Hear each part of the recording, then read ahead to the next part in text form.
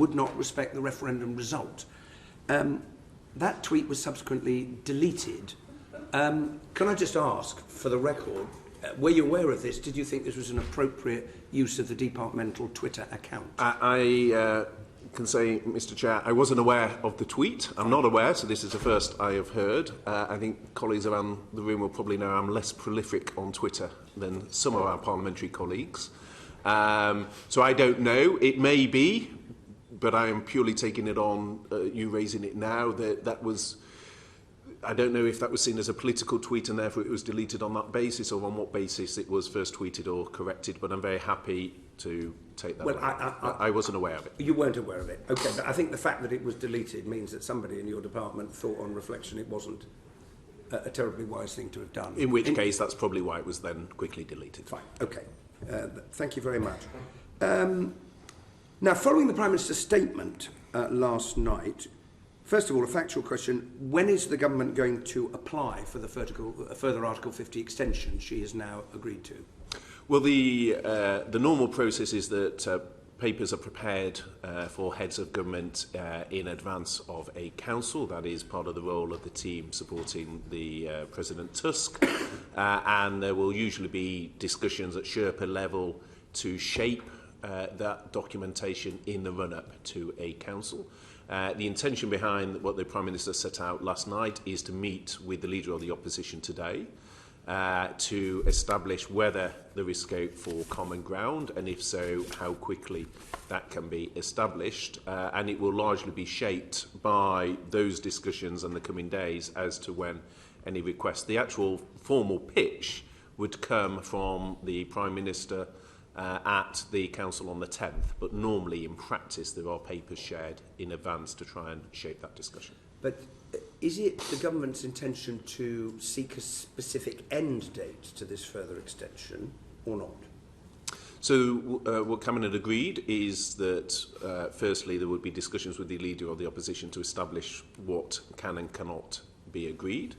Subject to that, then there's a question as to whether we have binding indicative votes. So to what extent can we, as a House, reach agreement? Colleagues around the table will know that all the options to date put to the House have failed to secure support. So that is what we need to establish. And the view of an extension was then in order to deliver that by the 22nd of May, because that was the original date set by the Council. Now, you will know, Chair, that we don't have an automatic right to any extension. It is a question for the EU Council to determine, because the House chose not to exercise the rights that we did have to the 22nd of May when the House voted against the Withdrawal Agreement last Friday. Now, if the extension was applied for or was granted to the 22nd of May, and if we don't take part in European Parliament elections, then is it your understanding that would preclude any further extension being granted by the EU for that reason? Well, I think there's two issues, Chair. I think firstly, any extension, I suspect to the 22nd of May or, if sought, beyond, the EU have been very clear, and I think there's a consistent message from EU leaders on this, that there needs to be a clear purpose. And I think part of the question that the UK government would need to answer is what is the clear purpose of an extension if after 3 years every option before the House has been rejected and the House has not been able to establish any clear purpose. Therefore, the extension of the 22nd would be in the context, firstly, of the House having, firstly, of the government and the Leader of the Opposition having come to an accommodation, because on that basis, I think there could be confidence that the legislation could be passed and ratified in the time to the 22nd of May, because again, that would be one of the questions I suspect the EU Council would have around the extension. Not just is there agreement on a way forward, but can the House then deliver legislation by the 22nd? If you were to seek, and it's not the government's position, to seek an extension beyond that, the Prime Minister, you will recall, is on record as saying she wouldn't seek an extension beyond the end of June, and we can get into the distinction again between the 22nd of May and when the parliamentary elections are and when the MPs take their seats, and the issue for the difference in timing there. But the Prime Minister has been clear she wouldn't seek an extension beyond that. But if one was sought, you would still have to answer the question, what is the purpose of that extension? Because the House hasn't come to any resolution.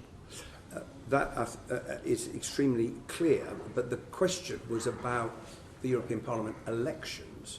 Because, so let me put it another way, is the government currently intending to start planning the process to hold European parliamentary elections? So as a contingency plan, the Chancellor of the Duchy of Lancaster has written to the Electoral Commission to say that given that some have already started some contingency planning, that any costs associated with that would be reimbursed as a contingency, but it is not our intention to hold the European parliamentary elections.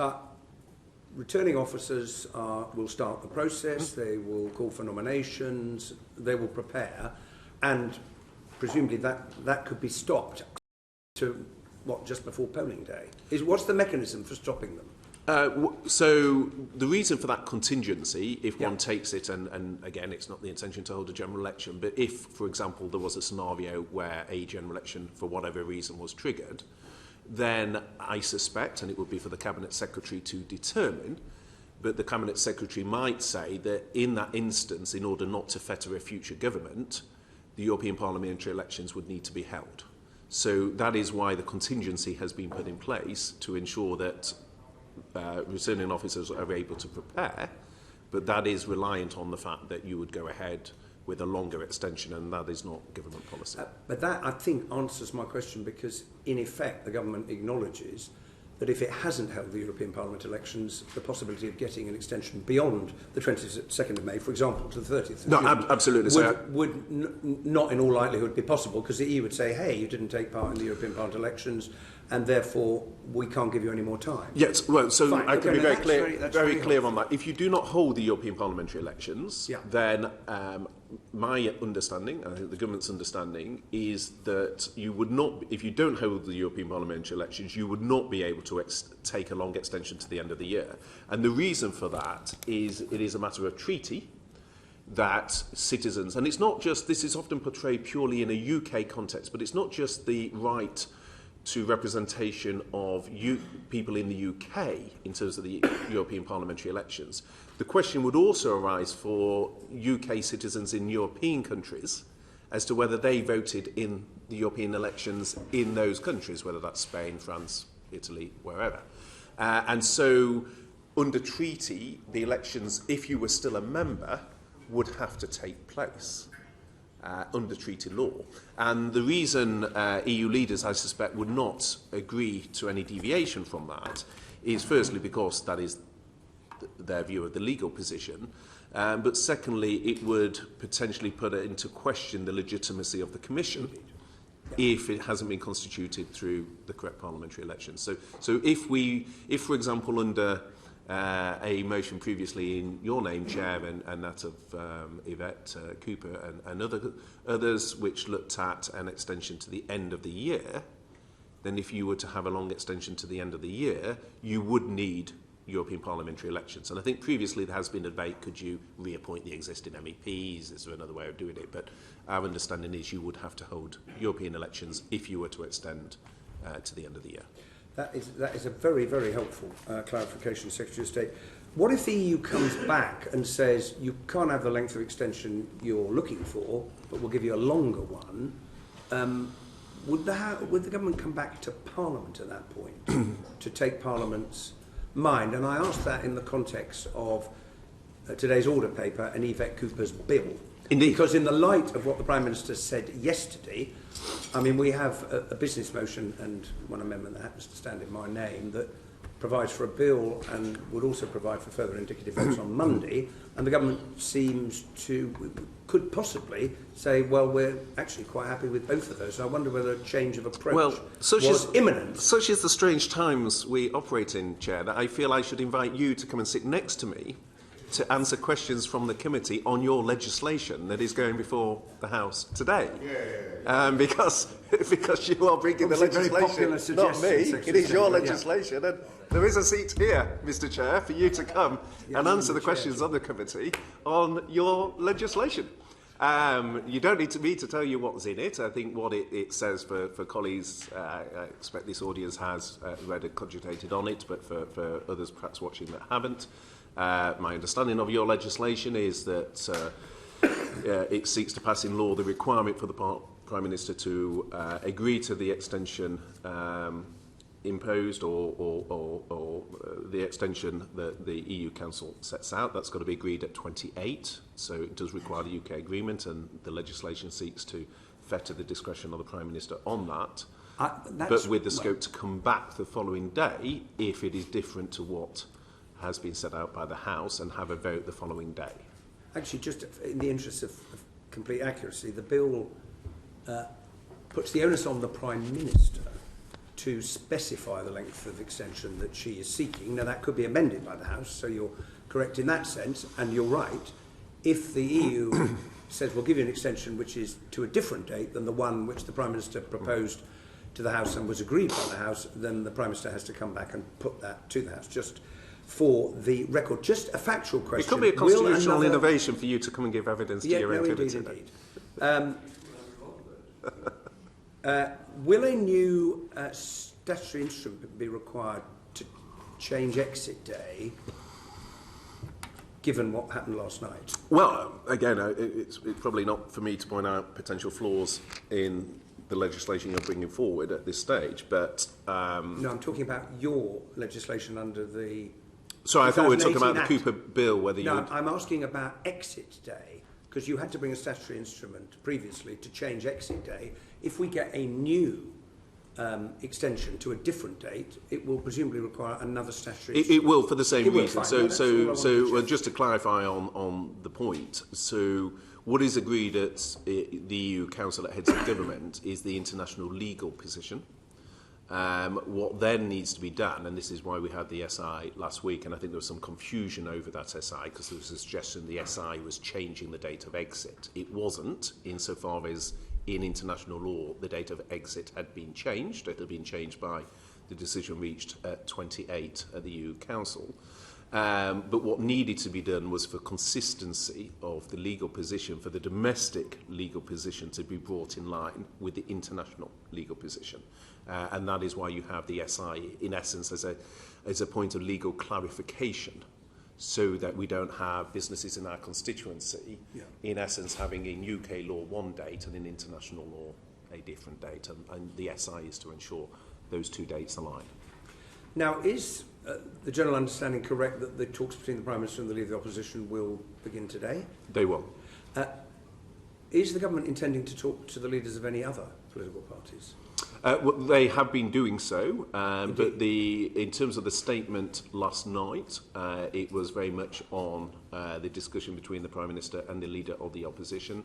I think that is because, first and foremost, both manifestos have a clear undertaking to implement the referendum result, and also because time is very much of the essence, and if we are going to pass the legislation to ratify our departure, then in blunt numbers terms, then an agreement between the two main parties is the best mechanism for doing so.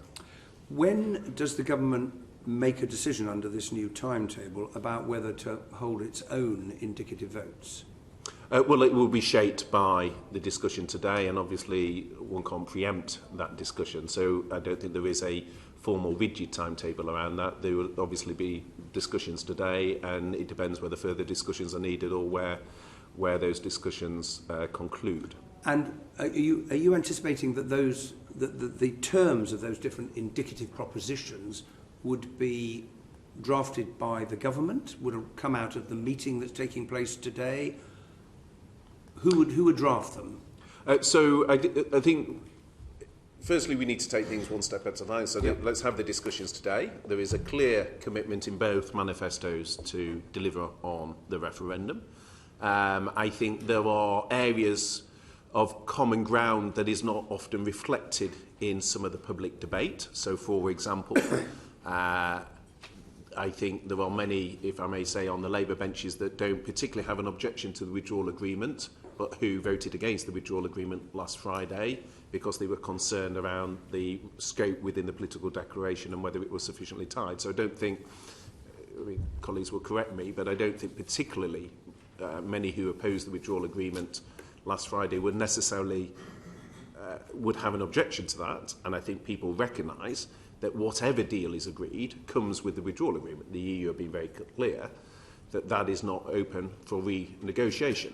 So I think in terms of the discussions today, notwithstanding the vote against the withdrawal agreement, it may be, and there is common ground on the withdrawal agreement. It sounds a slightly logical point, given the votes, but actually, if you look at what's in the withdrawal agreement, I don't think there is a material objection. There then are areas, for example, on dynamic alignment. Now, in practice, the government's position was we were concerned with dynamic alignment because of the future commitment on it, which we felt the House of Commons should decide on workers' rights. On the other hand, we have already made a commitment on workers' rights to accept the current proposals that are underway at a European level. So actually, in practice, the commitment the government has given on workers' rights for this Parliament is not massively dissimilar to dynamic alignment. It's more the length and the future element of it. So again, the political debate on it perhaps is more overblown than the substance on that issue, because the government, as I say, has given commitments on workers' rights. So these are the areas we need to get into. The opposition has said that it wants a customs union, but with a say on EU trade policy. We were concerned as to the deliverability of that, but clearly we need to discuss that further with the opposition. So we will explore that as part of the discussions today. Okay. And my final question, Secretary of State, is the Prime Minister said, I think the most significant part of her speech last night, the government stands ready to abide by the decision of the House. Now that's quite a statement. So since you mentioned a customs union, if the House were, it lost by 3 last times, if the House were to vote for the UK to be in a customs union with the EU, the government would accept that. Is that correct?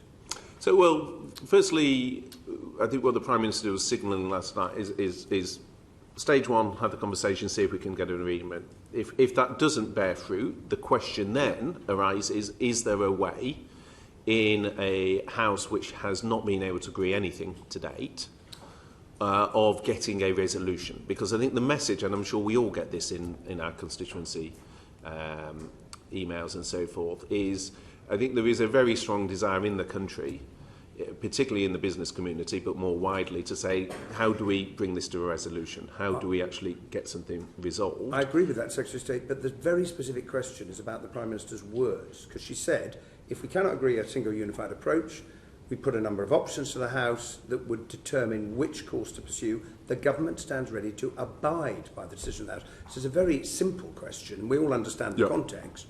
If the House voted that we should be in a customs union with the EU, the government would abide by that. Well, I think the commitment that the commitment there is to look at a mechanism for binding indicative votes, and so that would be by extent. So the issue with the current approach is they are indicative; the motions are not binding, and this would make it so binding. The suggestion then would be that we would have something binding. Now, to be very clear, my personal view is I have serious concerns in terms of a customs union, because I think it has risks in terms of our trade defences.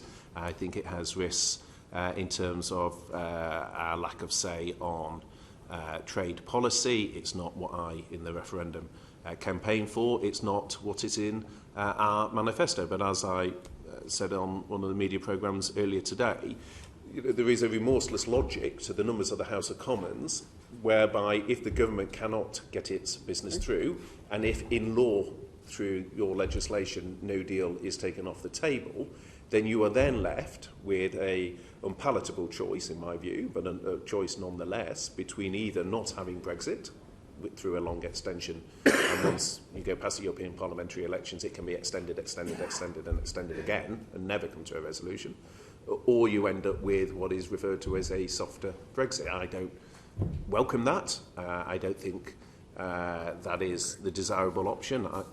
The House has already rejected the permanent customs union that the father of the House set out for very good reasons. My colleague, the Right Honourable Member for Fulham and Chelsea, has spoken at length about the issues with a customs union, but ultimately, if that is where the numbers of the House of Commons goes, then the government would, in order to bring this to a resolution in the national interest, would accept what the House voted for. Well, I think in the end that's a yes in answer to that question.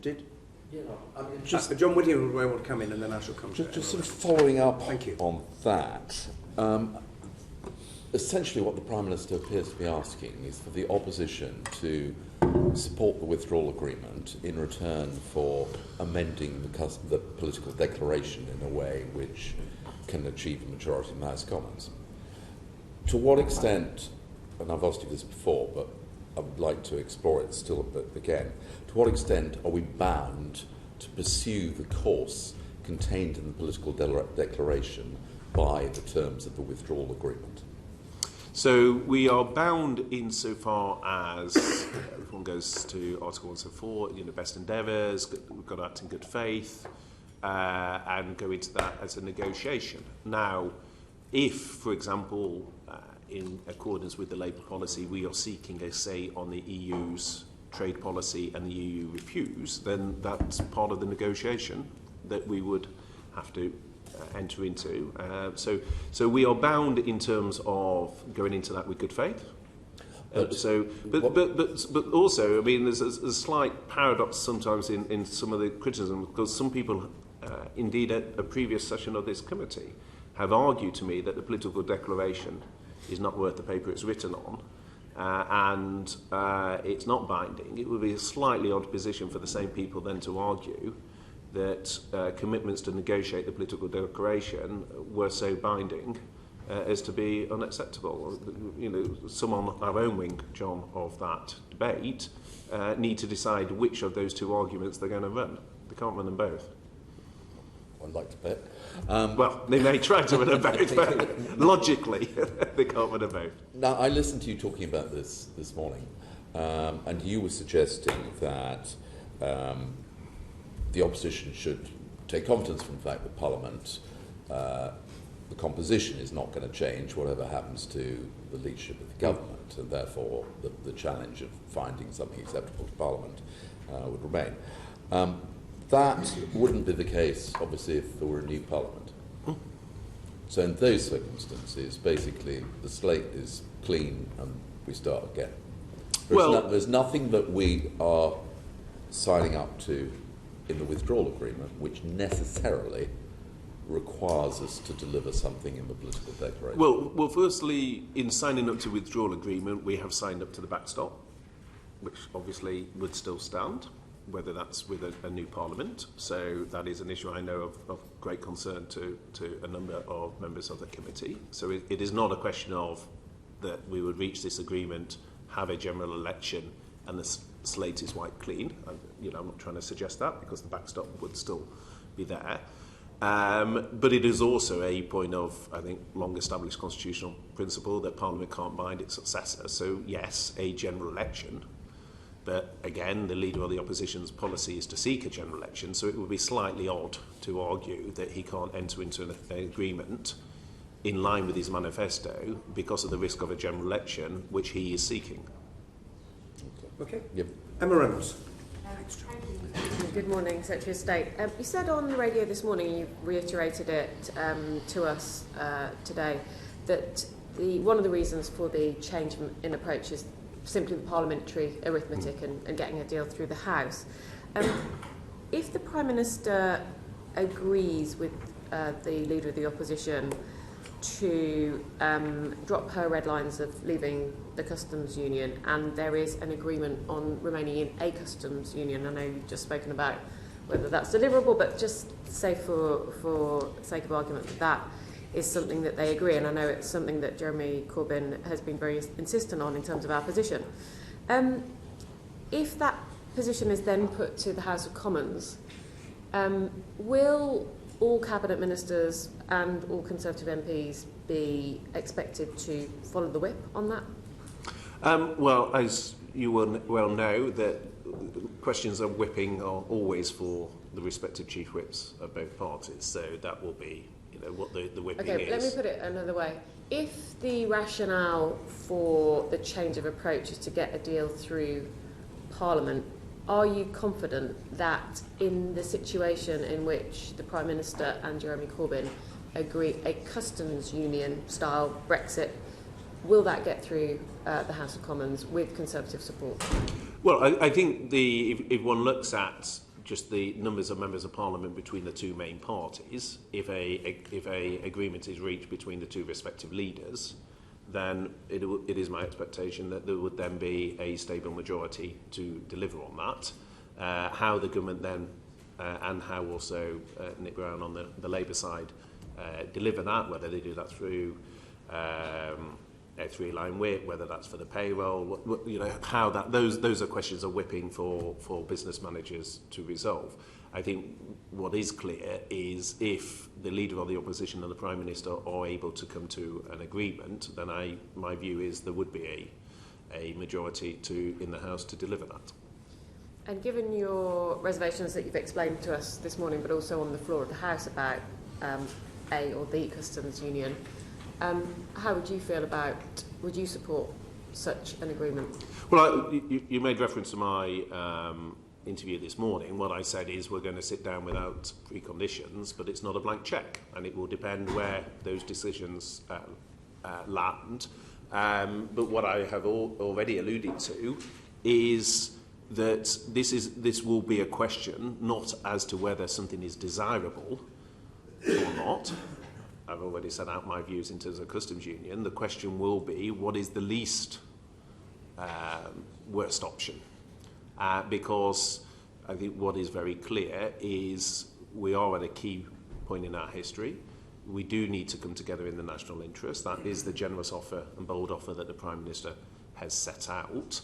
There will need to be compromise, and there will need to be compromise on all sides, and that will apply to me just as it will apply to many others. So that is not about saying that I will accept X or Y. We'll have to look at different things, and different members will come to their view, and it will depend on the suite or the package if agreed, and it's a question as to whether it will be agreed. But we will need to compromise, and that will include accepting things that I may dislike, but the alternative to that is potentially no Brexit at all, and I do feel that would be extremely damaging from a democracy point of view. I also think a point that's often missed, it would also be very damaging internationally, to our reputation internationally, if we didn't deliver Brexit, and sometimes that point gets overlooked. If there is a fairly rapid agreement between the Prime Minister and the Leader of the Opposition, we don't know yet, but for the sake of argument, even if that took place and whatever deal was agreed was put through the House relatively quickly, it still remains a big question as to whether the government, even with cross-party support, can get through the legislation that it needs to. Not only, but obviously the big part of that being the Withdrawal Agreement and Implementation Bill, which obviously has to go to the Lords as well. How confident is the government that even if you were to get, in the best case scenario, a relatively quick agreement with the Leader of the Opposition, can you get all the legislation that you need to get through by the 22nd of May? And surely the EU would be quite nervous about that, because even if you have this political agreement, it's still quite a tall order. Well, even if we don't have any recess at all. So part of reaching an agreement would be to reach an agreement that includes the business motion through the usual channels in terms of how that would then be dealt with. The House, I think it's a long-established point that the House can move quickly when it is minded to, but it can't move quickly if there isn't a sufficiently stable majority to do so. So if the two main parties came together, then the House would be able to move quickly. You would agree that through the usual channels and have a business motion as part of the package to deliver that. So you're absolutely right, Emma, that the Withdrawal Agreement Bill is a significant piece of legislation. But if both sides, in line with our manifestos, have agreed to deliver it, then I am confident that the House of Commons will be able to move quickly to do so. There's one last question. Yep. Michel Barnier said yesterday that the options now available to the UK were no deal or a long extension, and by long extension he meant beyond the European parliamentary elections, so we'd have to hold elections.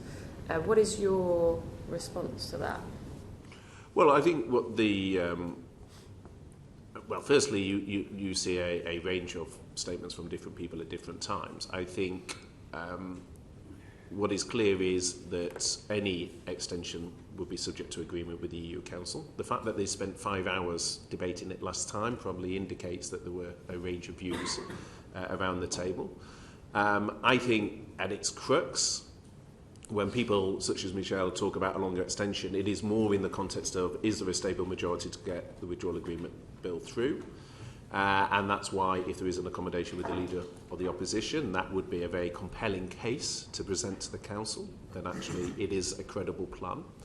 I think there are many leading voices in Europe who don't particularly want the UK to take part in the European parliamentary elections. Obviously, it would change the numbers of MPs, will have an impact on top jobs in the European Commission, MEPs, top jobs, and various, so issue there. I think, to be frank, there's a degree of Brexit fatigue within EU institutions, and we see that again in terms of some of the comments. So I think they want to get this resolved, and I think if they see an agreement which enables us to get this resolved by the 22nd of May, without it then impacting on the European parliamentary elections, I think there are many in Europe that would welcome that. But isn't there also a nervousness that we keep going back and asking again and again, and that the likelihood is, because of the uncertainty in our own parliament and what we've seen so far in terms of difficulty in reaching a consensus in our own parliament, that if we simply extend till the 22nd of May, we get to the 22nd of May or thereabouts and we ask for another extension? Isn't there nervousness from some EU leaders? I accept that there are differences of opinion, but isn't there a nervousness that we will keep doing that, and actually it would be more logical and a cleaner form of agreement to extend to the end of the year, and if we have to have a European parliamentary elections, so be it, but then at least there's more time for Parliament to get through the legislation that it requires, and for the EU to agree that. Yeah. Well, I agree with part of that, but not the other part. So part which is that there would be nervousness of extending beyond the 22nd because of the impact on the European parliamentary elections. But in terms of an extension to the end of the year, I think I think, as I say, there'll be many in Europe that wouldn't welcome that, partly because they feel that this is taking a significant wouldn't welcome it, partly because I think they feel that it's taking a significant amount of time for them, and to be frank, they've got other things they want to talk about. They don't just want to talk about Brexit in the EU institutions. There's other things that they want to be grappling with. Secondly, it's unclear what the purpose of that longer extension is for. Thirdly, many of their own businesses don't want the uncertainty to be elongated and actually want this resolved. So I think many within the EU, certainly many that I have spoken to, want a resolution of this matter and want it resolved as quickly as possible. Okay. Thank you. Thank you, Stephen Crabb. Thank you, Mr. Chair. Good morning, Secretary of State. I'll pick up on a couple of things that you said in answer to previous questions. Firstly, on international reputation. You'll be aware that the media coverage across Europe in recent days about where we're at in this Parliament and the position of the government has been pretty dire.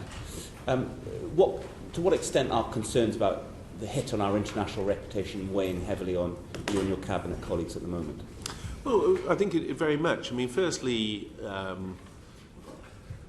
if you look at the spring statement, and it's a political point, but I can be forgiven for making it, but the spring statement had a lot of very positive economic news in it that largely got lost in the narrative around Brexit. And what is very clear, if you talk to the Chancellor and others, is that there's a significant amount of investment that wants to invest in the UK, and I think some of that is being held back by the Brexit debate.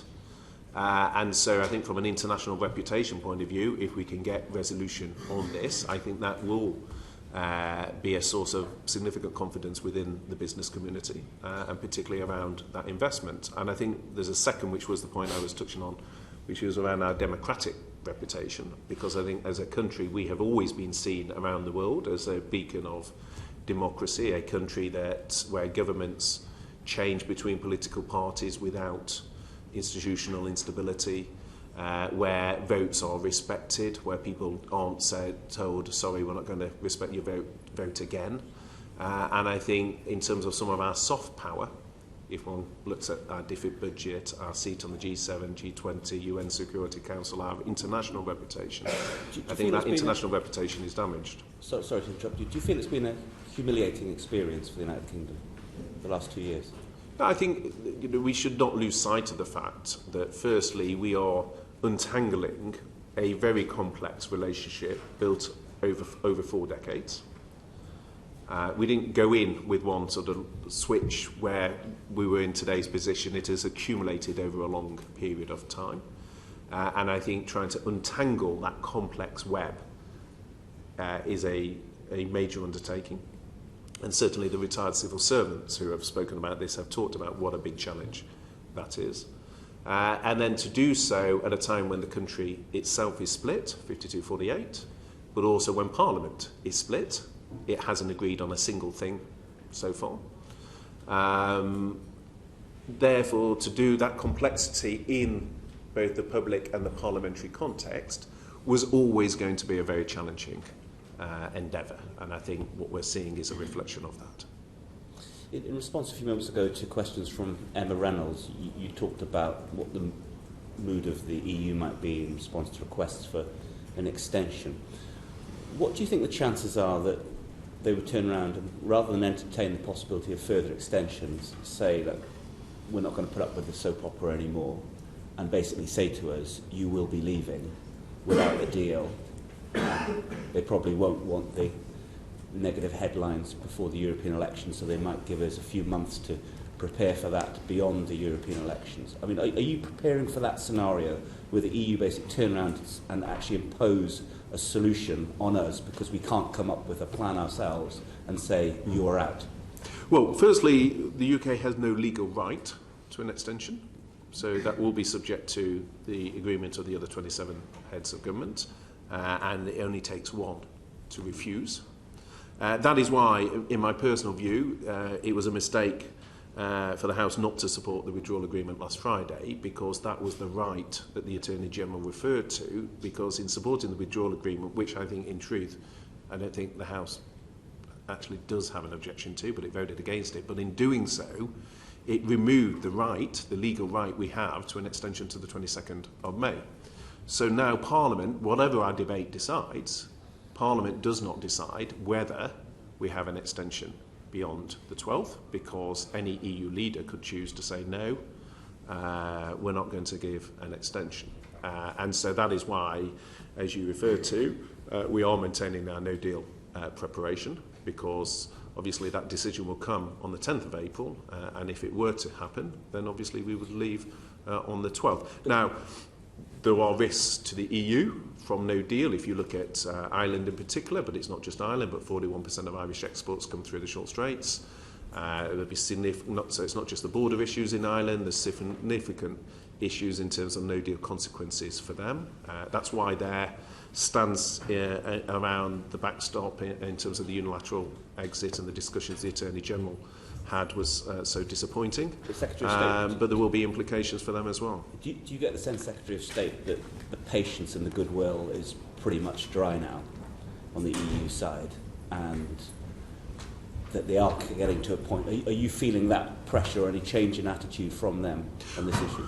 Well, I think I referred to, I think much of this is in the public domain. I think many EU leaders have expressed their frustration at the lack of a resolution in Parliament. You have seen EU leaders with the front page of The Guardian with its headline, no, no, no, with the indicative votes. So I think these are issues of the public domain, that there is frustration in Europe at the lack of a resolution in the House of Commons. I think, as I alluded to in my answers with Emma, I think there's a desire in Europe to be discussing other issues, as well. They have their own domestic political priorities, so it's not all about Brexit. But at the same time, I think there is a recognition that no deal does bring costs to the EU, significant costs. I think our political debate underestimates some of the implications of no deal within the EU, which are significant. And so I think there is a desire to avoid no deal, but it does require the House to come to a resolution. Can I just ask one final question, Mr. Chairman? And thank you for your answers so far. In response again to another earlier question, you talked about this being an extraordinary period, that red lines perhaps shifting, being a very fluid situation. For you personally, where are your red lines at? You talked about the reservations you have over a customs union, but that's just one red line here. There are others, aren't there? There is second referendum, there's freedom of movement. What for you personally would make you stop and say, sorry, this is not a Brexit that I can go along with? Well, I think, as I said on the radio today, we're not having preconditions, but it's not a blank check, and we'll need to see, the devil on these things is always in the detail, and we need to see the detail of that.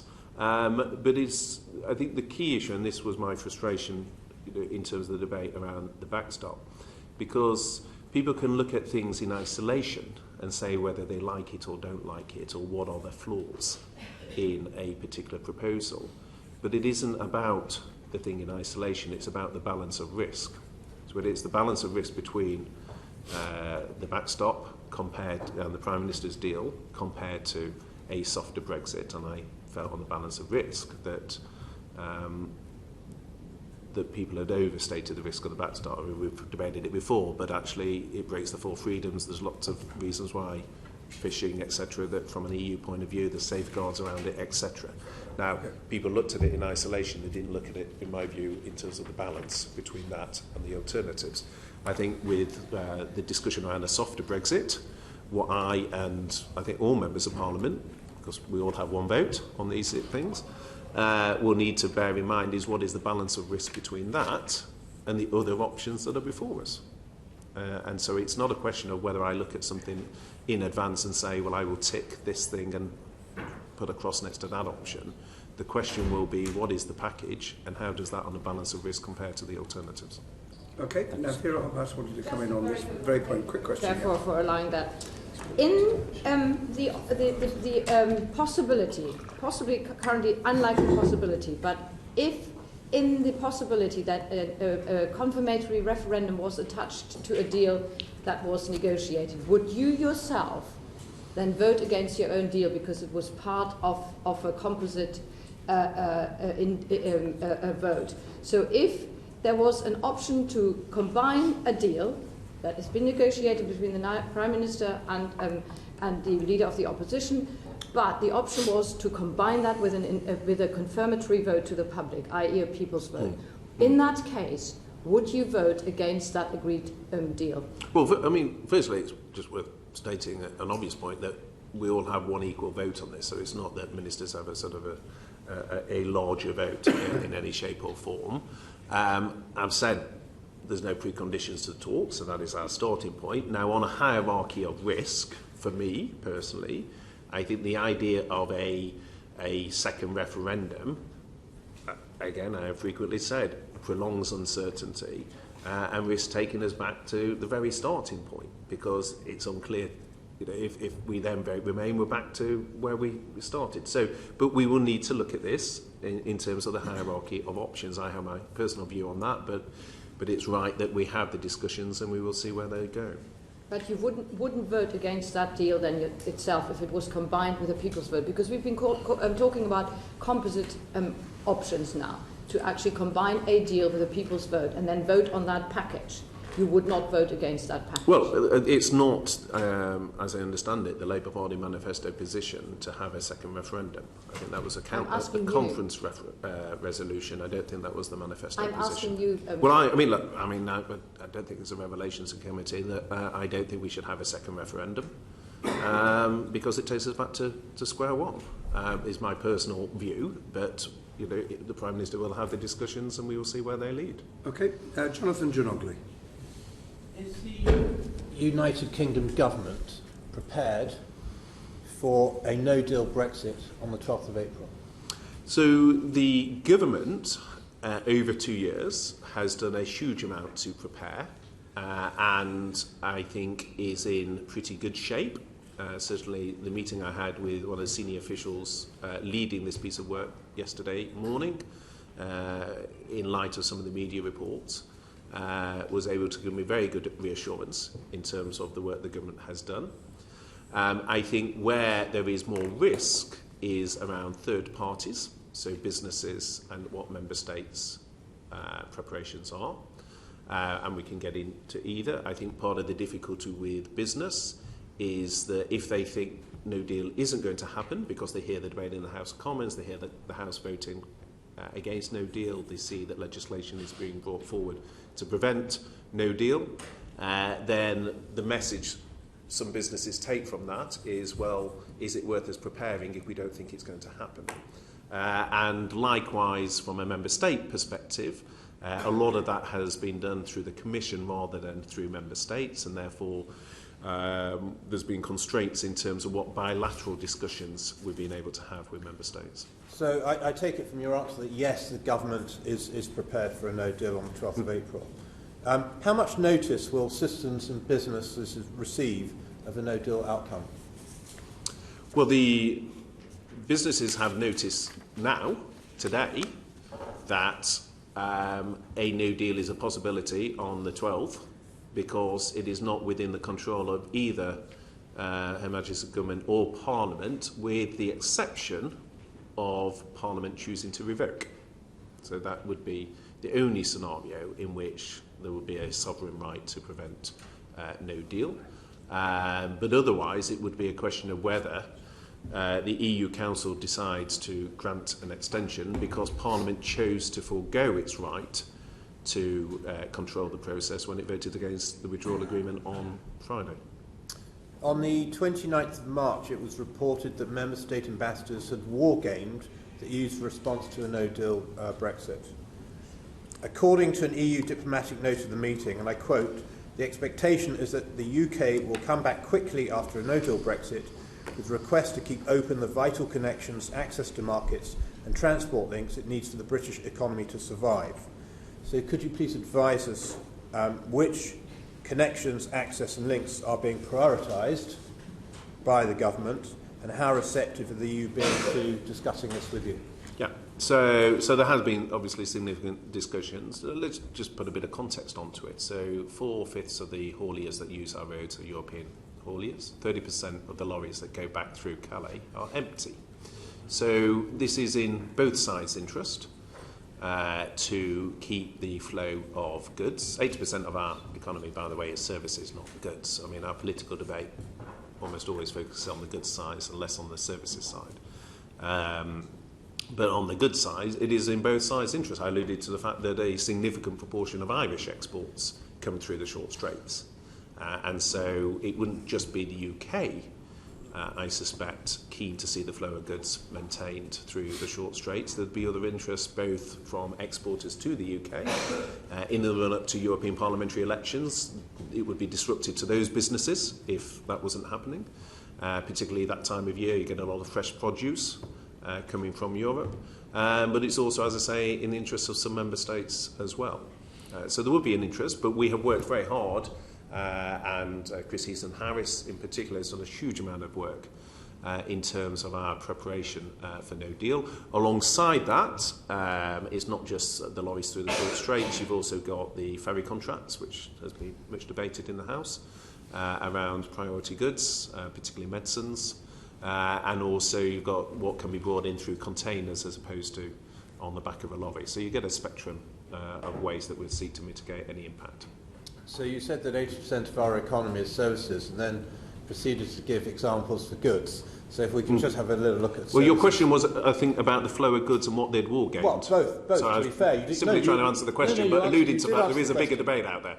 No, you did answer the question, but yeah, I'm just saying that services is important. So let's have a little. Well, as a lawyer, Jonathan, I would expect you to. So let's have a little look at services. So let's take transfer of data, which is going to be important across services. Yep. Or let's take insurance contracts, of which there are billions of pounds worth. Where are we on those 2 days after hard Brexit? Yeah, the reason I reference the services is so much of political debate tends to be on goods. And I personally think things like data are under-focused on to a certain extent, particularly given the nature of our economy, and you'll be well aware that WTO doesn't cover the data adequacy issues, and that's why I was trying to sort of point attention to that. So the question there, the material question is, to what extent would temporary arrangements be agreed? Would there be data adequacy? And the Commission has not given an undertaking to grant data adequacy.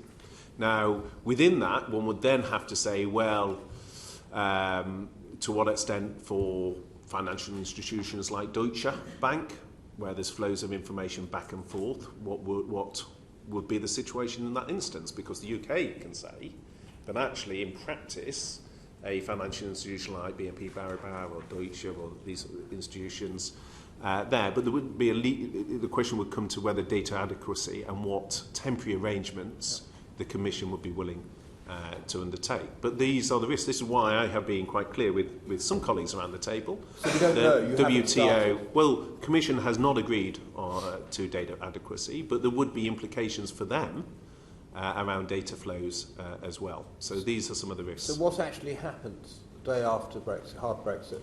So as part of contingency planning, for example, where we can, there are things institutions can do around putting in standard contractual terms around this. There's questions as to whether short-term provisions would be given on data. There is guidance on the gov.uk around it, but these are some of the risks in a no deal as to what the legal position would be on the transfer of data. Do you have meetings planned? I know the EU are not prepared to talk about it until, because they've said they won't. Yeah.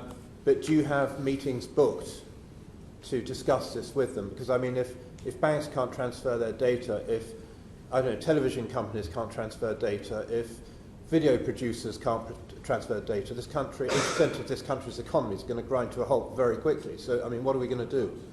Well, what I'm saying is data flows both ways. Well, okay, so we know we can get stuff into the UK because you're saying we will be able to, and I think that's a good move. But what about getting stuff outside of the UK?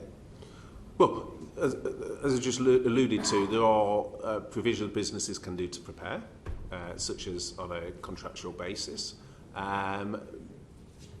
But part of what is not covered in a WTO situation would be the data adequacy requirements. So the question would be for the Commission, from our financial, taking the bank's example, from a financial stability point of view, what workarounds would be agreed as part of that. And the billions of pounds of insurance contracts? Will those contracts be valid? Well, that opens... Well, again, I think what the Commission has been clear is they would look to temporary arrangements for a period of time in order... because, again, from a financial stability point of view, it would be damaging to their businesses if they were not continued. I mean, does this sort of point to the fact that we need a deal? Well, I don't think it's a revelation, Jonathan, that I have been arguing very hard for a very long time and in upsetting some of my colleagues on the Brexiteer wing of the debate, that it is in both sides' interest to have a deal, and that needs to reflect the referendum, and the Prime Minister's deal is the best way to do that. Given that 3 times that has failed to carry the House, we're in a situation where, in a Parliament where we don't have a majority, we need to establish, is there a deal to which opposition support can be secured. The clear message, and you know because you speak to a lot of businesses, a clear message from the business community is that they need a deal, and that is what we're working towards. Thank you. Now, Sammy Wilson had, I think, a quick question on this very point. Sammy. Minister, last week the Prime Minister introduced a new argument as to why it was important to get the deal through, namely that preparations for a no deal had not been made in Northern Ireland, not been adequately made. Given that most of the preparations are done centrally, whether it's lorry licences, driving licences, planes flying, or the preparations for medical supplies, which are done by local trusts and are being done by local trusts.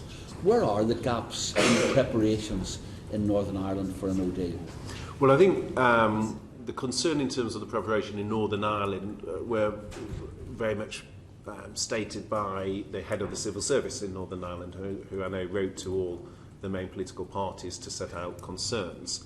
I think the material issue is to what extent in a no deal scenario where decisions, for example, to support businesses, to some of the immediate decisions a government would need to take, whether the civil service without an executive would feel confident making some of those decisions. And what support would be needed. And I think the head of the civil service in Northern Ireland has set out his concerns as to whether the powers that he has are sufficient or would give him sufficient cover to be making those range of decisions. But despite the fact that already Invest NI, for example, are advertising as to the support they can give to businesses, the advice they can give to businesses. I'm just trying to drill down where exactly, because I can't see any gaps. Given that most of the preparations are done by central government and what support is required by local agencies has already been given by local agencies, stockpiling for medical supplies is being done by trusts and indeed is well advanced. So I just wonder what the head of the civil service, because he's spoken in general terms, but what specific areas would still need to be done, and also why would preparations for no deal in Northern Ireland require direct rule, something which I wouldn't be objecting to, but why would it require direct rule when there are already government agencies doing those jobs and the central government is carrying out most of the preparation? Well, this, as I say, is a position that has been set out both by the head of the civil service in Northern Ireland and by the Cabinet Secretary. I think to answer the question, the sort of areas would be if there was a part of the economy that was particularly hit in a no deal and the government, for example, wanted to make a financial support intervention, would the head of the civil service have the powers to make those sort of decisions? So I think that's what is the sort of examples that they were referring to. Did a bill not go through Parliament giving the head of the civil service and permanent secretaries those powers? Well, you know the letter that the head of the civil service set out. Obviously, it's for Parliament to debate whether it accepts or not. Traditionally, where emergency legislation is needed, that tends to go through the House with the support of both sides. And given that we can't know whether there would be a no deal on the 12th or not, then any legislation, if that was necessary, would need to go before the 10th. We wouldn't know until the end of day on the 10th. But this is a concern that the civil service has set out, that it is not confident that it has the powers that it needs. The legislation already has went through about 3 months ago, giving the powers to permanent secretaries to make decisions in the absence of ministers. Well, as I'm saying, they don't feel it does, but I'm very happy offline to have a further conversation with you if that's helpful. I just wanted to understand a bit more clearly what might happen between now and the European Council in a week's time. As you've explained, the Prime Minister and the Leader of the Opposition are meeting today with the aim of together proposing some changes to the political declaration. If they do agree some changes, I'm right, aren't I, that the EU would have to agree those changes before the new package came back to Parliament for a meaningful vote? Yes, you're absolutely right. So any extension beyond the 12th would need the consent of the EU leaders, and anything that is agreed between the Leader of the Opposition and the Prime Minister would need legislation to ratify, and that is not going to be passed by the 12th. Right, no, that wasn't quite what I was thinking. If they agree something today, change to the political declaration, the EU would have to agree those changes, wouldn't they, before the revised package came back to Parliament for a meaningful vote?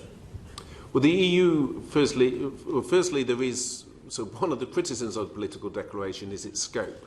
So within the scope of that, should we agree something that is within that scope, then that is not something that needs fresh agreement, because that's within political declaration. But the EU have said that they're willing to respond quickly to any request in terms of the political declaration. So I think Michel Barnier's made comments. So suppose, for the sake of argument, that the Prime Minister and the Leader of the Opposition decided that the UK should be in a customs union, and that should be included in the political declaration.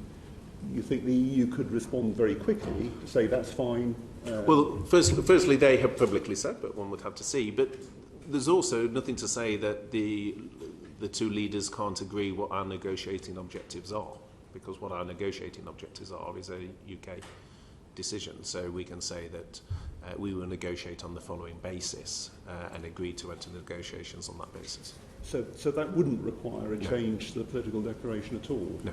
No.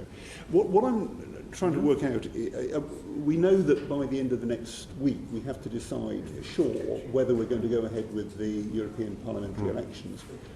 On what day between now and the end of next week, in practice, does that decision have to get taken?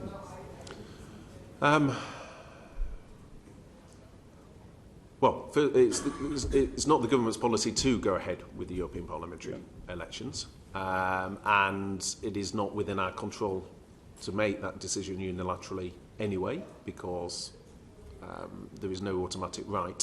So should Parliament decide that, it still can't compel it, because it's an EU Council decision. If Parliament, or more to the point, if the government wanted to do that, then it would have to decide ahead of the Council on the 10th of April. So it would have to because it would have to make that request to EU leaders. By Tuesday then, of next week?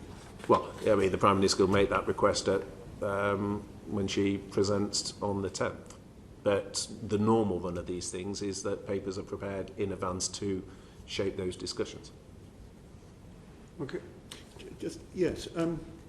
So you made the point that the Leader of the Opposition has talked about a form of customs agreement which would keep a say for the UK in future trade deals, and you suggested that might be quite difficult to deliver with the EU. It strikes me that if something along those lines was to be agreed between the Leader of the Opposition and the Prime Minister, there might be a process, at least taking a few days, for that to be agreed by the EU as being included in the political declaration. But not as a negotiating objective. Right. The UK can unilaterally agree that as a negotiating objective. So that wouldn't require a change to the political declaration. Okay. You've indicated it's conceivable that the Prime Minister and the Leader of the Opposition might agree that changes to the political declaration, or indeed the current political declaration with the Withdrawal Agreement, would have to be subject to a confirmatory public vote. If that was to be agreed, how long an extension would the government want from the EU to enable that to happen? Well, if the government were to agree a confirmatory vote? Yeah. Right. Well, I think that's a very undesirable option, because it takes us back to square one. If you have people call it a confirmatory vote. Well, firstly, there are different types of confirmatory vote. You can have a confirmatory vote purely on leave options, because one of the arguments that people use for a confirmatory vote is they say, yes, people voted to leave, and yes, the government of the day wrote to every household saying it would respect the decision to leave, but people didn't know what type of leave they were getting, and therefore there should be a further vote, because they weren't clear what type of leave they were voting for. So you could, on that scenario, have a confirmatory vote between the different types of leave options, no deal versus whatever deal is taken forward. So that is one scenario. I think most of the proponents of a confirmatory vote actually mean a second referendum, because they want to include a Remain option on the table. And I think the issue that would need to be addressed there is the level of uncertainty that would prolong, particularly within the business community, the chilling effect that would have on investment. Now, in terms of the length of time needed for a second referendum, I think the clear advice that I have had, and I think, Chair, we had this exchange at our previous session, is that questions around what the question would be. Is it 2 questions? Is it 3?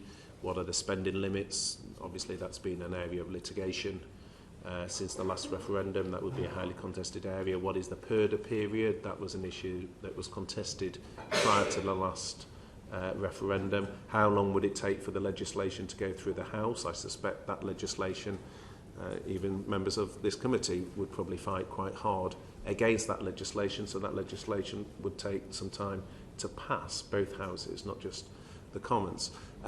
So the indication tends to be that legislation on the second referendum would take around 12 months. People will have their own views, but you've got to pass the primary legislation, you've got to resolve the issues with the Electoral Commission, you've got to then have the purdah period in the run-up to any referendum, and then you may end up with a result that takes us back to where we were before and doesn't end the uncertainty, because people then say, well, we want a best of 3. So you're suggesting it would entail an extension of at least a year in order to achieve that? Well, I think if there was a second referendum, then I think the legislation for a second referendum would take around 12 months.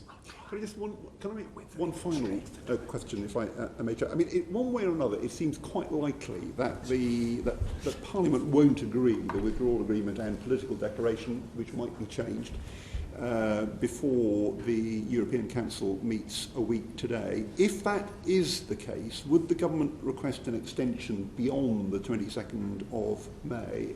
And if so, how long an extension would it ask for? So the position agreed by Cabinet is with a view to an extension up to the 22nd of May. There's been no Cabinet agreement to an extension beyond the 22nd of May. Okay. Peter Grant. Good morning, Stephen. Can I first of all apologise? I'll need to leave before the end of this morning's session. The Prime Minister's statement yesterday referred to discussions with the leader of the opposition to look for, I think she described it as a shared proposal that would be brought forward. Is it safe to assume, given that both party manifestos said freedom of movement ends when we leave the EU, that nothing is going to come forward that would allow freedom of movement to continue? Well, as I've said to a number of questions, we're having these discussions in good faith. The Prime Minister has set out a generous offer, recognises that this is a key time where we need to act in the national interest and come together to see, in the context of the House not agreeing anything, whether an agreement can be reached. You're absolutely right, Peter, that both manifestos said they wanted to end freedom of movement, and in a way, in my answer to Emma, that's what I was alluding to, that actually if one looks at the manifestos, there is perhaps more common ground than sometimes one would get a sense of from some of the parliamentary debate. Now, again, within both parties, let's be honest, there are divisions within both parties, and there will be some within the Labour movement that may want to retain freedom of movement, just as there are some who would seek a second referendum. So these are discussions that party leaders need to have. But what is clear is that there were commitments in the manifesto, and the question is, looking at those commitments, is there an area for common ground? Thank you. The Prime Minister then went on to say, if we cannot agree on a single unified approach, then we would instead agree a number of options to be put to the House. Is it your understanding that when she refers to then we would instead agree a number of options, does that mean the Cabinet, or does it mean the Prime Minister and the Leader of the Opposition, between them putting forward options to the House? So that would be, the government would then agree. So read just which line are you referring to, because there's different bits. It's immediately after she's referred to the hope that she can agree with the Leader of the Opposition on a way forward. She then says, if we cannot agree on the single unified approach, then we would instead agree a number of options for the future relationship that we could put to the House in a series of votes to determine which course to pursue. what I'm looking for. Is that the government? You're right first time. So the intention then would be, if we can't agree, is the scope for us to agree on some binding votes on a range of options to try and bring this to a resolution. So we would seek to agree that. So the House of Commons would then be asked to agree on options that had been put forward jointly by the Prime Minister and the Leader of the Opposition? Yes, and that's my understanding. Without any input from other opposition parties? Well, there have been discussions, I know, with your leader. My understanding of the SNP's position is that it wishes to revoke. But clearly, this is a phased approach, and I think the first issue is to discuss with the Leader of the Opposition. Finally, from the Prime Minister's statement, she then goes on to say, crucially, the Government stands ready to abide by the decision in the House, but to make this process work, the Opposition would need to agree to this too. Is she still referring to the official main opposition party, or is she saying that, having been excluded from the process of deciding what we get to vote on, all the other parties have got to agree to the result as well? When she says the opposition have to agree to it, is she saying that is that only applying to the official opposition party? Well, I think there would be a desire to agree it as widely as possible. And I think the objective here is to say, but I don't think to be bound by that, because I think if you have a situation where one party has a veto, then we may never get to a situation of resolving anything. I think the intent that the Prime Minister is signalling here is that we are at a key point in time. This has gone on now for a significant period. The House has opposed everything, and to be frank, collectively, we need to find a way of coming to a decision. Now, the obvious starting point for that is to say, well, both main parties' manifestos made a series of commitments. Can an agreement be reached there? If the answer to that is no, then is there a way, through having binding votes, of the House finally coming to a resolution, given that there is a pressure of time ahead of the Council on the 10th? Given the very obvious pressure of time, would you accept that by seeking to rule out any possibility of the UK participating in European Parliament elections, that is creating additional pressure of time, and that it would be better as a way of keeping options open if we participated in the elections and then potentially either didn't take up the seats or withdrew from the European Parliament when we finally leave? So what's the thinking between deliberately and unnecessarily putting everybody under this intense pressure of time, when if the Prime Minister drops her opposition team participating in a democratic process, we give ourselves a bit more time, possibly make it more possible for the Prime Minister and the Leader of the Opposition to come up with something that Parliament can agree to? Well, with respect, the pressure of time comes from the vote that the House of Commons took last Friday, because had it agreed the withdrawal agreement, then we would have had until the 22nd of May. And that was a right that the House of Commons chose not to exercise. Now, that's its democratic choice.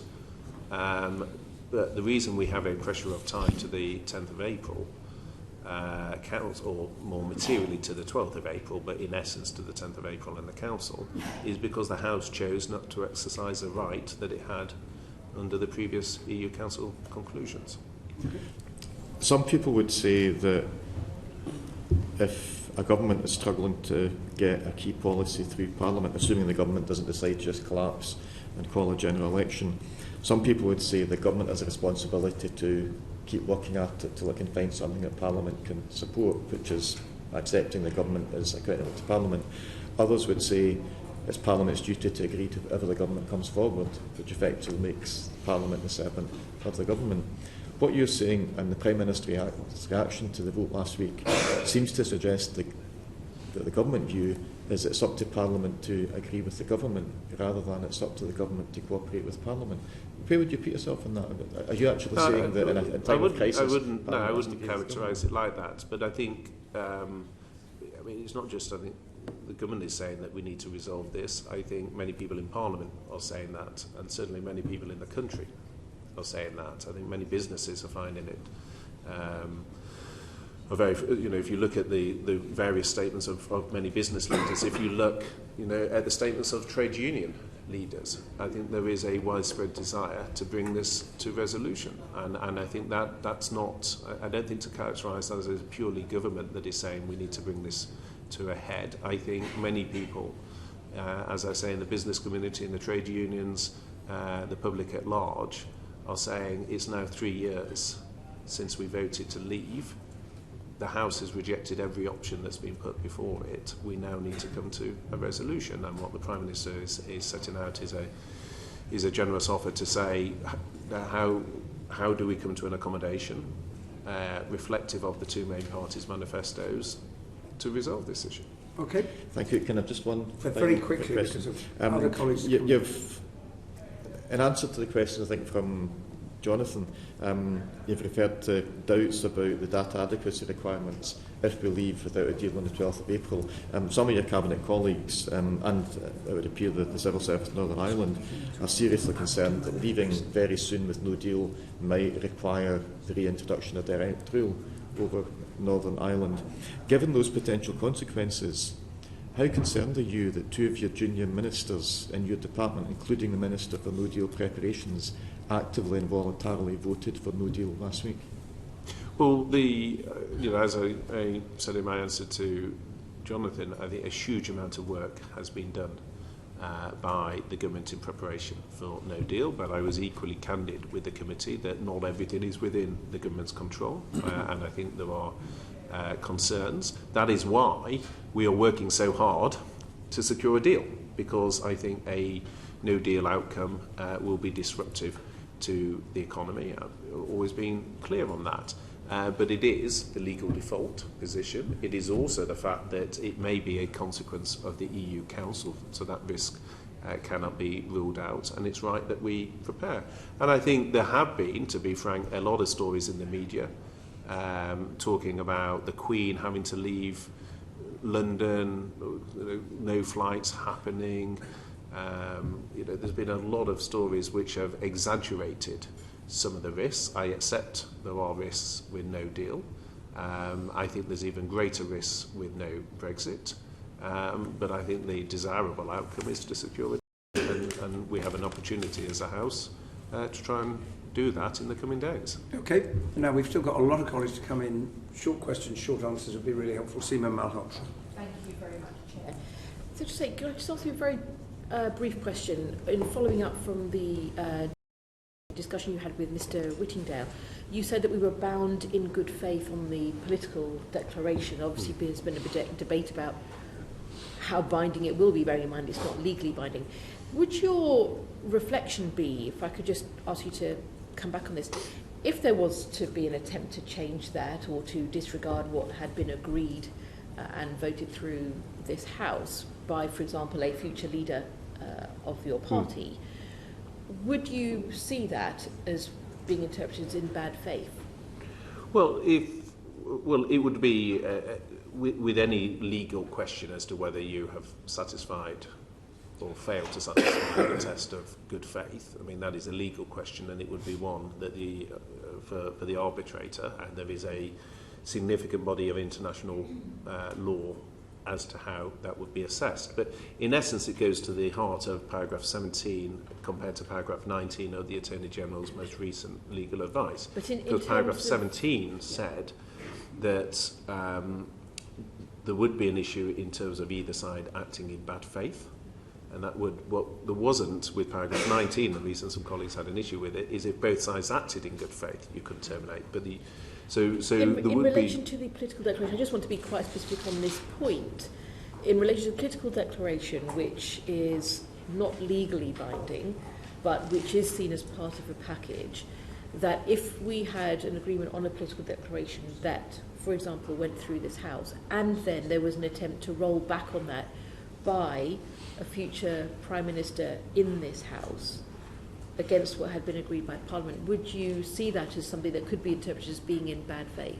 Well, if it went against... So firstly, the numbers of the House of Commons wouldn't change. So you can change the leader, but you're not going to change the numbers. And I think that's why sometimes the issue around whether there was a future change of Conservative leader and that leads to a different approach, I think is overstated. You can understand this is a question of confidence about what any discussions could be worth if the potential intention could be to roll back on anything that's agreed if it's going the political Yeah, direction. but then so I think there's two issues. First, there's just a practical issue, to be frank, which is the numbers of the House of Commons will dictate it. But to go to the meat of your question, which is irrespective of the numbers, if a future leader decided to disregard the political declaration and row back on it, well, in that instance, the interplay with the withdrawal agreement and the legal requirements and obligations within that would be enforceable to the EU. Okay, that's very helpful. Could I ask you also, just in relation to the possible extension of Article 50, I understand the government's position is not to extend beyond May the 22nd, but have you discussed a possible extension with business leaders, and if so, what have they raised with you? Well, I think the overriding message from business leaders is they want a deal, and linked to that, they want it done as quickly as possible. What would their concerns be? And if I could just, I know we're short of time, so I do understand. But in, say, for example, there's something specific that could affect them at the moment in relation to leaving anyway. What guidance are you giving to, or advice are you giving to businesses in preparing for trade in such difficult circumstances at the moment in relation to short-term and medium-term, particularly, for example, in relation to trade done under EU free trade agreements with other countries? Are you giving them some specific and clear guidance, and what are they raising with you otherwise? Yeah, well, I mean, you previously raised, and I know in the House as well, in terms of where we are on international agreements, and obviously we can get into that. I think sometimes, the issue on international agreements isn't the numbers, it's the percentage of trade related. So the Swiss is a fifth just in one contract, so 21 of the 40 is 0.8% of the trade. So I think sometimes people it could be 80% of their exports and imports, so yeah, that is so sometimes the quantum of agreements is slightly different to the percentage of the share that attached to them. In terms of the messaging to business, I mean, again, a bit like the House of Commons, it varies massively depending on the businesses and what they do. A significant amount of effort has gone into the comms campaign. That has been ramped up significantly. I hope you've all heard the various radio adverts. I certainly hear them driving around the constituency. So to raise awareness of the issues and to direct people. Trade bodies themselves have done a huge amount of work around that. It very much depends on the business. So one of the key issues around the flow of goods is getting traders to register. So that they're ready with the right documentation, but part of this also is whether people think no deal or a deal is coming, or whether Parliament's not going to be able to reach a decision. Okay. Hal Williams. Thank you. Good morning. You said a moment ago that if the Prime Minister and the Leader of the Opposition don't agree, they will then agree on a list of options which will be put to the House. I understood that other party leaders or parliamentary leaders wouldn't be involved in drawing up that list. So can I just ask you, will the list be in a form which is then amendable? Can we put amendments into that list? Or can you not tell us at the moment? I'd rather come back with a precise answer then, because obviously we had a pretty long seminar session yesterday, and I've been doing media and various things this morning, so perhaps if I can come back to you on the precise sort of framing of that. I think the key objective behind it is how do we get to a resolution, because I think time is now very much of the essence, and the question is how do we get to a point where the House can decide on something and then people undertake to follow that through. Yeah, I appreciate there's a number of ifs there that you might want to address. Can I just turn in, inevitably, I suppose, to the role of the devolved governments in all of this? How do you intend to involve the devolved governments in negotiations on future relationships? And how have you involved them in the negotiations on the rollover agreements? Yeah, so I think it's something we touched on last time. I mean, it's something personally I'm very keen that we do. I think it's one of the lessons that comes out of the first phase, that I think there is more we can do in terms of the engagement with the devolved administration. It's something personally, it's my first meeting. I've attended a number of meetings with colleagues there. I think one of the areas we've already moved on is inviting the Welsh First Minister and the Scottish government as well to a number of the key cabinet meetings now. So cabinet subcommittees that we have. So they're invited there. There has been the GMC process, which people have been attending. But I think what's also important is it's not just the quantity of meetings, it's the quality of the engagement. And I think part of the tension there in the past has been between what we can share with Parliament and what we can share with the devolved, and the timing, because obviously if we share information with the devolved administration before Parliament, that creates some tension. But I think part of the resolution to this is particularly at official level, that there's a lot more work can be done at official level, and we've agreed to that, and that is in the process of being set up. You'll know that there's been concern about the performance of the Joint Ministerial Committee, and it has been described as being not fit for purpose. We understand that from your colleague, the Secretary of State of Scotland, that the Prime Minister has commissioned a review of intergovernment relationships. Can you tell me when that will be reported? Not offhand, but I'm very happy to write to you following the committee if that's helpful to update you on the precise timing. Yeah, thank you. Just one other, following on from evidence that we had last week from Daniel Greenberg, can you identify ways in which you could include the devolved governments in deciding the terms of external relations into the future? I mean, he offered, I think, 3 options in response to a question of mine.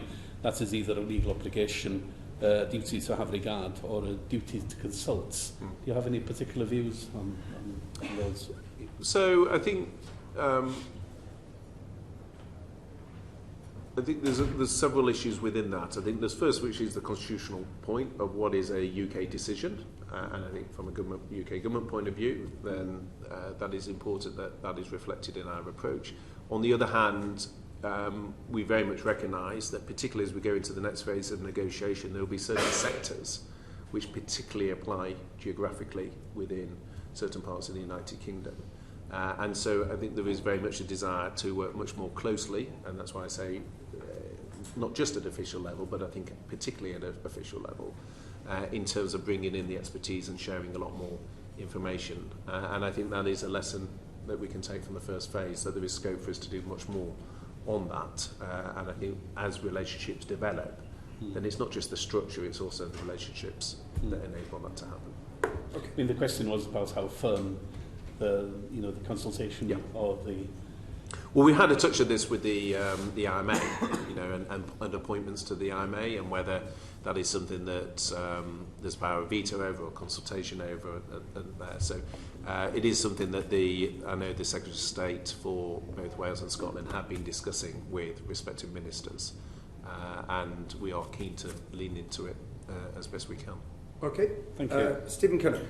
Thank you very much, Secretary of State. You rightly said earlier on that I think the majority of Labour MPs don't have an issue with the withdrawal agreement. The fundamental problem for us has always been the political declaration and the very vague and woolly nature, the spectrum of outcomes. We call it a blindfolded Brexit. And then you sort of argued that we could separate the withdrawal agreement from the political declaration, and that's what was tried last Friday. But Section 13(1) of the Withdrawal Act is crystal clear. The withdrawal agreement may be ratified only if the negotiated withdrawal agreement and the framework for the future relationship have been approved by a resolution of the House. So can you just explain how you think it would be compliant with our constitutional requirements if we were to vote only on the withdrawal agreement? Yeah, so I think there's 2 points I would make. Firstly, it wasn't the government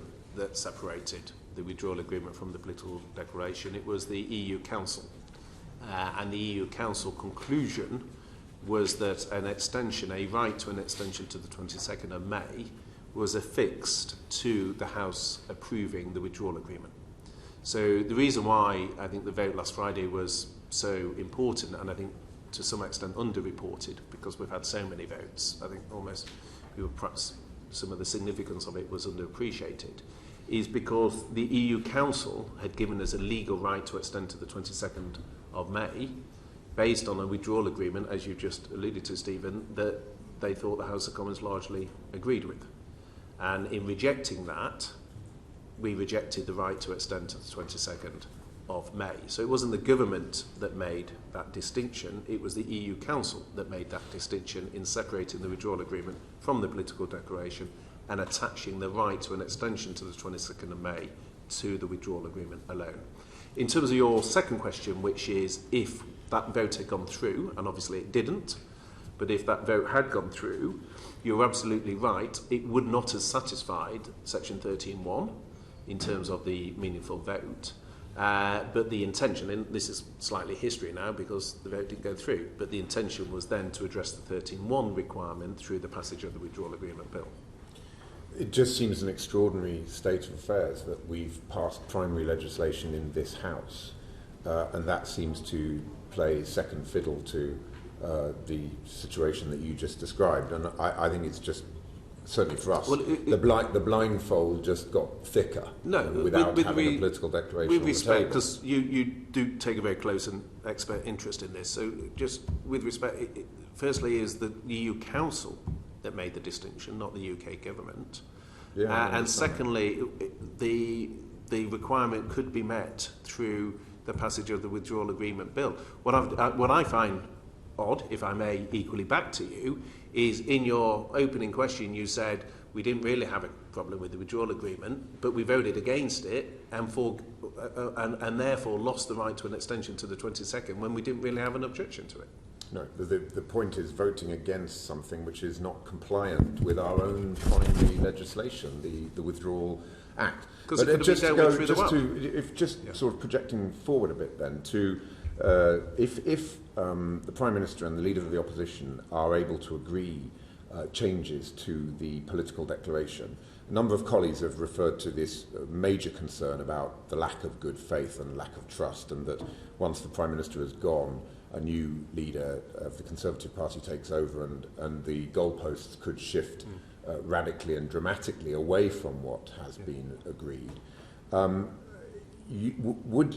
Would the government be prepared as a part of these negotiations to ensure that whatever is agreed between the Prime Minister and the Leader of the Opposition over the next 48 hours would then be anchored into the Withdrawal Agreement implementation bill on the same principles that you just outlined? So in order to ensure that we have this embedded in primary legislation so that we can trust the negotiating mandate and the goalposts won't shift, will the government agree to embed that into the Withdrawal Agreement implementation bill? Yeah, so I absolutely get the point you're saying, which is to what extent will we pass in primary legislation some, in essence, the negotiating objectives that were there. Look, as I said to you earlier, I don't want to prejudge or preempt those conversations, but I would not be surprised if, as part of the request from the Leader of the Opposition, will be how do they get comfort in terms of, for example, on workers' rights, what are the commitments that we're seeking to make, and what is the mechanism to provide that comfort. But that is for the discussions between the Prime Minister and the Leader of the Opposition. One very short. My final question is just on the letter that Mark Sedwill has sent to government, all Whitehall departments, as I understand it. He has talked about... Which has been duly leaked. Sure. So the... surprisingly. He thinks government would come under pressure to bail out companies on the brink. They would seriously hamper the ability of the police and security services to keep people safe. It would lead to the reintroduction of direct rule in Northern Ireland. It would lead to a recession because the pound's depreciation would be far more harmful than in 2008 because we would be an isolated case of depreciation rather than the global issues of 2008. Our legal authorities and judicial system would be put under enormous pressure. Do you agree with Britain's highest-ranking civil servant that these would be the disastrous consequences of a no-deal Brexit? So as you know, Stephen, and you would expect me to answer this, and Pat and others, I'm sure, as ministers, would have given the same answer when put with the same question, which is government ministers don't comment on leaked documents. Sammy addressed this in terms of his earlier concerns, so there are a range of views in the House of Commons. Of course, what I have always been clear on is that there are risks with no deal, and that is why we need to seek a deal, and that is what the Prime Minister is focused on, and that's the purpose of the discussion with the Leader of the Opposition. Thank you. Okay. Jeremy Lefroy. Chairman, I do apologise having to go very quickly after this because of Westminster Hall debate.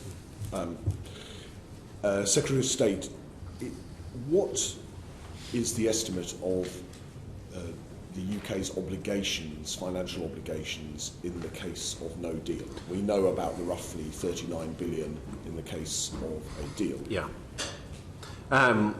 So it's a very good question, because I often hear people quote the famous House of Lords report suggesting that we have no financial obligations, whereas actually a closer reading of that report said but we'd also have legal obligations to meet.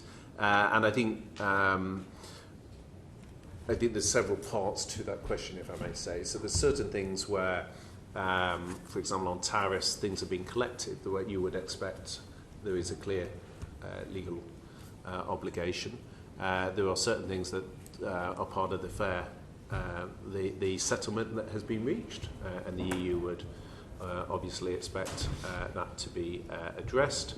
But as the Prime Minister repeatedly said at the time, that settlement was reached in the context of nothing is agreed until everything is agreed, to use the phrase that the Prime Minister stated at the time. So we would need to look at that, but I think when some colleagues, and I know Peter Bone on this committee previously suggested that in the event of no deal, zero would need to be paid, I think that suggests that there are no legal obligations in the event of no deal, and I think that would be a difficult argument to sustain.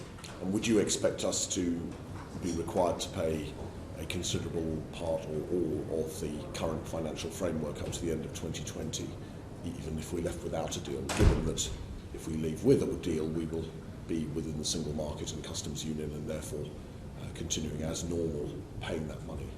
So, well, I mean, it depends, because a lot of the what's referred to as the 35 to 39 billion pound figure included, obviously, the interim transitional period. Which is, so if you're talking about no deal, there's a question mark, obviously, because there's a difference there.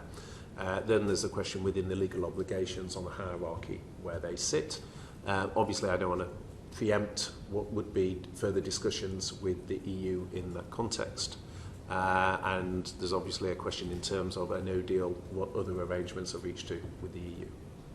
So finally, you would expect a considerable sum to be payable in the event of no deal, although you couldn't be specific about how much. I mean, those are your words. I think what I was saying was, I think within the figure that gets bandied around, there are various components. Yeah. So there are components that relate to the implementation period, and if it was a no-deal exit without the implementation period, clearly that is different. There are questions around how you disengage a 2019 period compared to future years, because obviously we're into the 29-year period, so there's questions around that. There's questions around the wider discussions on no deal, and what negotiations. We had a debate earlier around data and some of these issues. So it's the reason I think it's a very interesting point is because there is quite a bit of complexity within it. Thank you. Okay, Christopher Chope. Thank you.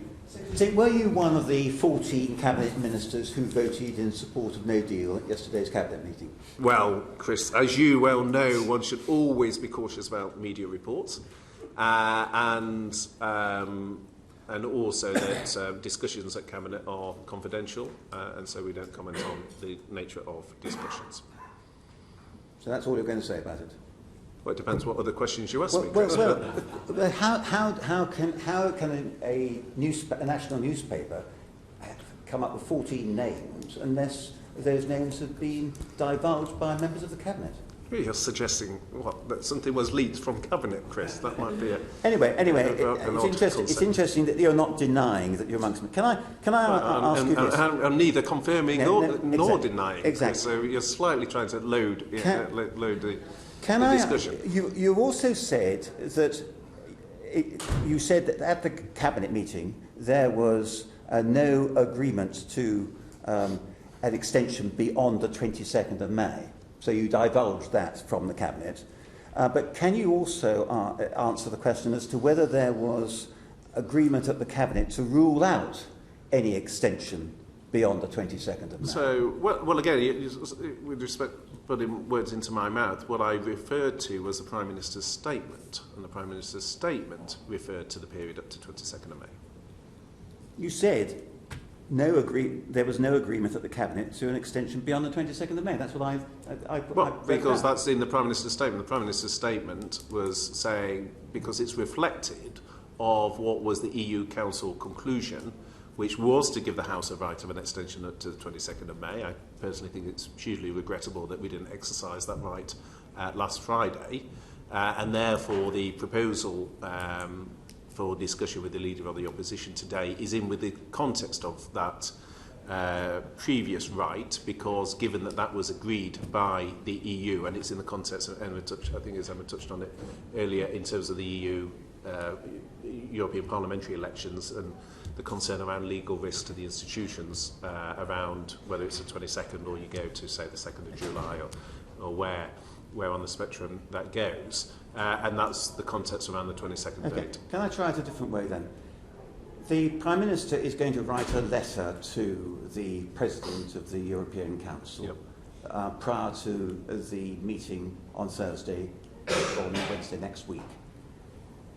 If that letter asks for an extension up to the 22nd of May, and when the Council meet, they say they will only agree to a longer extension, will the Prime Minister have to come back and get approval from her Cabinet to signing that off?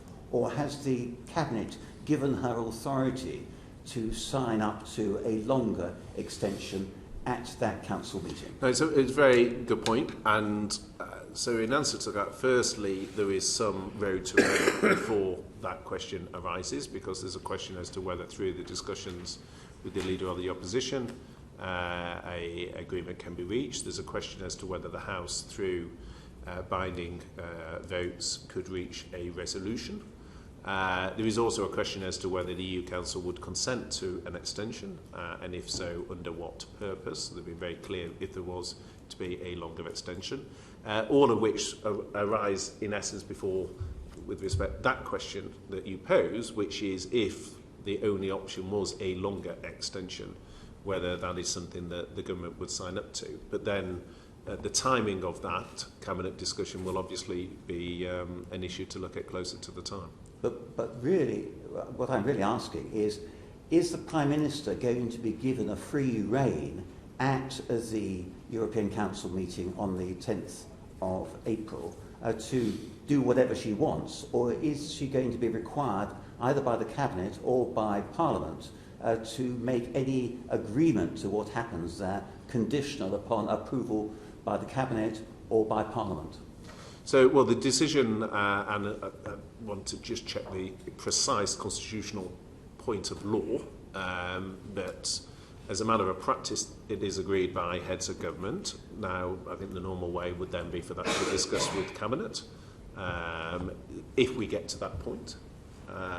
But these are decisions that are reached at heads of government level. I think that's the constitutional position, but the constitutional position is that the Prime Minister could exercise her veto at that Council meeting until she had obtained approval from Parliament and the Cabinet for her to remove her veto. Which she may be required for the reason where we started this session at, which is the legislation in the name of Yvette Cooper. If that legislation is passed, and this is why I say the question you're asking is a very pertinent one, but it is one some way down the track, albeit I appreciate these would be events next week, but there's quite a few decisions that will come before, because if the Cooper legislation goes through, then what that says is that in the event that the EU Council give a different length of extension, which is the point that you're raising, in that instance the Prime Minister would be required to come back to Parliament the following day for a vote of the House. And so it's not in any way an attempt not to answer the question. What I'm saying is there are a number of conditions that are going to apply. Sorry to and it interrupt. may be a matter of law, that the Prime Minister has to come back to Parliament the following day. But with the greatest of respect, you misunderstood the purpose of the legislation. What it says is that if the European Council agreed, the Prime Minister has a veto at that European Council. And what the question I'm asking is whether she will exercise that veto unless or until she has received approval either from the Cabinet or Parliament for acting in support of a council decision which is supported by 27 other countries. So, with respect, I haven't misunderstood the question. What I was saying is it may be by law, Parliament has said that she must accept an extension. And, well, that's the nature of the legislation. What it's saying is if the Council agrees an extension, she must accept it. But she is a member of the Council and she has a veto and if she exercises her veto, the Council won't be able to agree an extension. No, but we had that discussion earlier, Chris, and I accepted that this is a decision at 28, not 27. Yeah, we already covered that point. Yeah. So the point is, whatever is, any extension agreed, if an extension is agreed, one should say, but any extension is agreed at 28. So... Okay. On that instance, yes, the Prime Minister would need the Prime Minister's agreement. Exactly. What you're asking is two subsets, or what I'm pointing to is two subsets of that. There's the subset which is, but what does Parliament legally require her to do, and then to what extent under the Ministerial Code is she bound by doing so? And separate to that, to what extent would there be a cabinet discussion around what acceptance or otherwise of that decision would inform the negotiating approach. Okay. Can I just ask you one other question? That's, when is Operation Yellowhammer going to be reinstated? Reinstated? Well, because it was going to be starting in the week beginning and ended in the 29th of March. It was going to start on that Monday, and then it was deferred, and obviously we're now a similar period away from a leaving on the 12th of April without a deal. So when is Operation Yellowhammer going to begin? Well, firstly, Yellowhammer is run out of the Cabinet Office rather than out of DEXU. In terms of our New Deal, our wider New Deal planning, first and foremost, each department is responsible for its no deal planning, and that responsibility sits with the Secretary of State. Within DEXU, we coordinate that, with the exception of Yellowhammer, which is coordinated through the Cabinet Office. But those no deal plans have not stopped. They have continued because there is still a risk of no deal happening, subject to what the Council decide on the 10th of April. Okay, thank you. Richard Graham. Thank you. Secretary of State, good morning.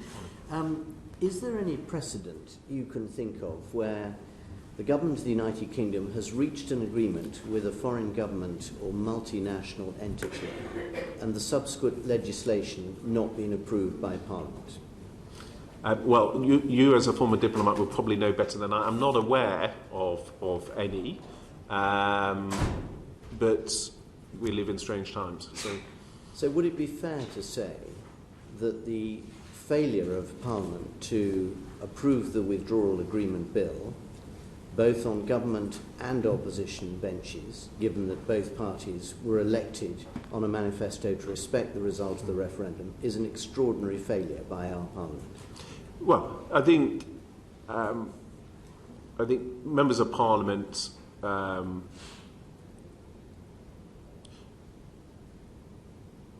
I think this has been a difficult period for members of Parliament. I think members of Parliament have strongly held views, as the public have. But I think, particularly on the Withdrawal Agreement, I've already said I was surprised that, given that, and Stephen touched on this in his question, that I think many members of Parliament actually, in the past, haven't indicated strong objections to the Withdrawal Agreement, and that would have given us a legal right to an extension to the 22nd of May. It's surprising to me that that didn't carry the House, but at the same time I'm very respectful of the fact that these are very important issues and members of Parliament do feel strongly on them. So that is essentially the reason why the government has had to agree to these negotiations with the Leader of the Opposition. And while, of course, there will be much criticism from Conservative voters for whom Jeremy Corbyn is not perhaps a folk hero. There will, of course, also be criticism on the Labour side that the Leader of the Opposition is supporting a Conservative government to reach a solution. So compromises are going to have to be made on both sides. Is your effective understanding of our aims, therefore, to reach agreement to pass the Withdrawal Agreement bill and seek agreement on any changes to the political declaration and get that through Parliament in terms of legislation, and then present that effectively as a fait accompli to the Commission and the Council of Ministers? Not quite. So firstly, I'd say there does need to be compromise, and that's the nature of the offer the Prime Minister made yesterday evening. Second, I think we've got to be realistic that the divides in Parliament are not purely on party lines now. I think very much on Leave and Remain, but also types, second referendum. So some of these issues actually span the party divisions. Third, we've got to reflect the fact that the government doesn't have a majority, and if 35 of our own members of Parliament will not support the Prime Minister's deal, and if Parliament legislates to take no deal off the table, then, as I said earlier, the remorseless logic of that is that either you have no Brexit at all, which I think risks the European parliamentary elections 3 years after voters voted to leave, and I think that's hugely damaging, or you have a different type of Brexit. Now, in terms of the EU Council, I don't think the EU Council on the 10th, personally, would take the view that they can just wait until defer a decision. They will say, well, it's a matter for them as to what they say, but I think they will want to have comfort that any technical extension to pass the Withdrawal Agreement bill will be deliverable, and I think that's why if there is scope for the two main parties to reach an agreement, then that would give comfort that the passage of the bill was deliverable. Thank you, but my question, Secretary of State, was really, what do you expect that we should be able to take to that Council of Ministers meeting? Are you assuming that we should be able to have approved the Withdrawal Agreement bill and reached agreement on wording for changes to the political declaration, or just the one but not the other? Well, I think what we've got to take to the Council is clear purpose as to what the UK plan is, because that's in essence what they've asked. I think in the time between now and the 10th, we're not going to be able to pass the legislation for the Withdrawal Agreement bill. But the question for the House is there something on which the House can unite? And if so, will the legislation to ratify that be something we can deliver? So that sounds more like an agreed intent, with the intention then of getting that all through in legislation by the 22nd of May. Well, the objective will be to get the legislation through by the 22nd of May. The point is the Council is on the 10th of April. So the question will be, on the 10th of April, do we have a clear purpose for an extension to the 22nd of May? And that's the crux of the discussions today. And is it your understanding that if, for example, the customs union was included as part of the consensus that Parliament arrives at, there would have to be elements in the next phase of negotiations to look at what sort of regulatory alignment would be needed in order to ensure completely frictionless movement across the border in Northern Ireland? Again, it depends what is agreed, but you're right on the substance of the point, which is people talk about customs union or customs arrangements, whereas much of the friction on a border is from regulatory alignment issues rather than from the issue of the tariffs. So again, the devil would be in the detail, but it's a question for the Prime Minister and Leader of the Opposition to discuss what is it that accords with the manifesto positions of both parties and which both parties can come to an agreement on.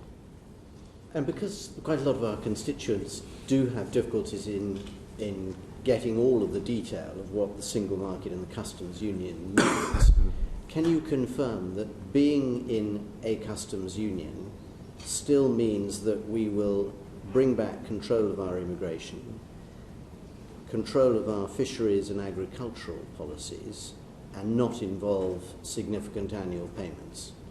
Yes, I mean, if you look at the Prime Minister's original deal, it gave control over immigration, it gave control over fishing, control over agriculture, but with an independent trade policy. It's why I felt that was the best way forward compared to some of the other options that we're now having to look at. There's nothing to prevent us, of course, from reaching a services agreement, for example, with the US of A, if we're in a customs union with the EU.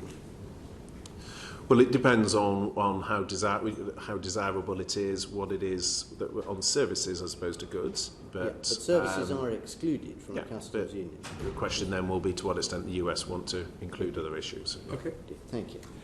Secretary of State, can you just clarify one thing? Because you appeared to indicate earlier that if, say, agreement was reached between the Prime Minister and the Leader of the Opposition on a different way forward, it would not necessarily then be put to the EU to change the current political declaration. You talked about it being negotiating objectives of the UK.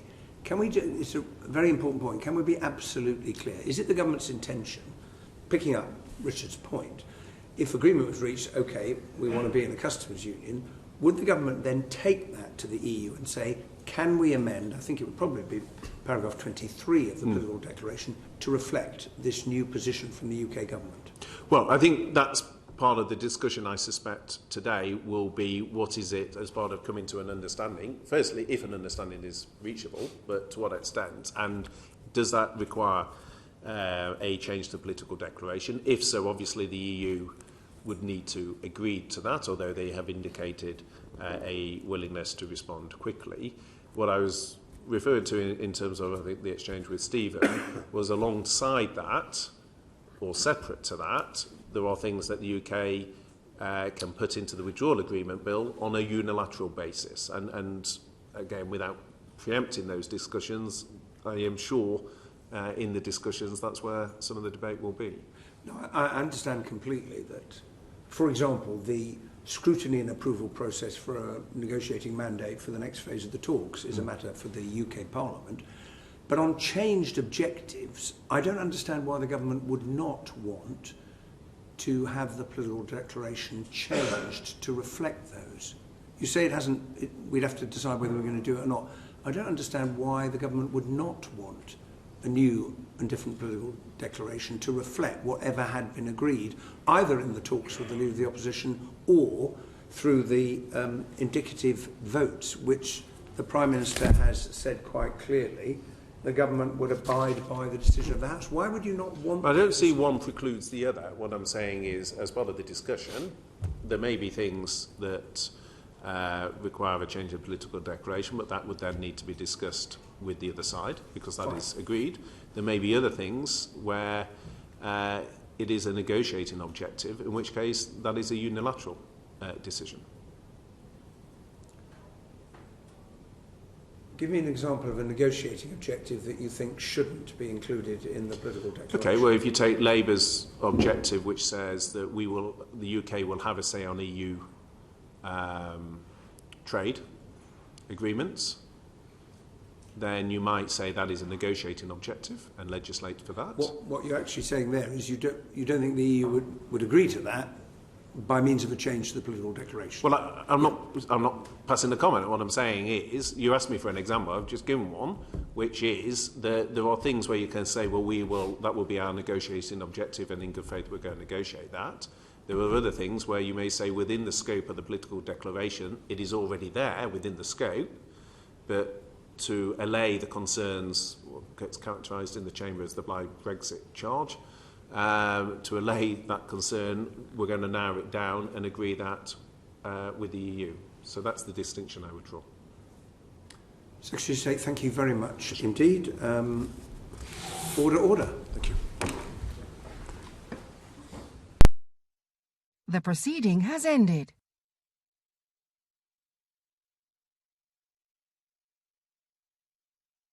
The proceeding has ended.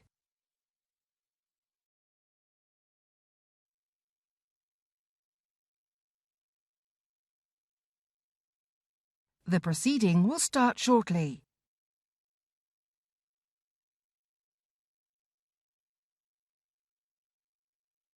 The proceeding will start shortly.